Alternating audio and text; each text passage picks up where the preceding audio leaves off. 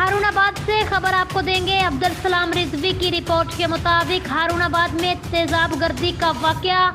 थाना सिटी के इलाका फौजी चौक में मजाक उड़ाने पर एक शख्स ने 16 साल लड़के पर तेजाब फेंक दिया।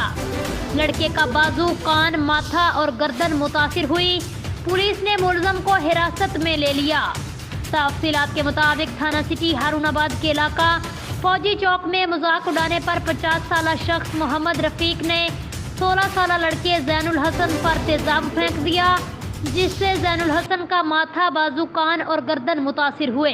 पुलिस थाना सिटी ने तेजाब फेंकने वाले मुलजम रफीक को हिरासत में ले लिया, जबकि मुतासरा लड़के जैनुल हसन को तहसील हेडक्वार्टर अस्पताल मुंतकिल कर दिया गया।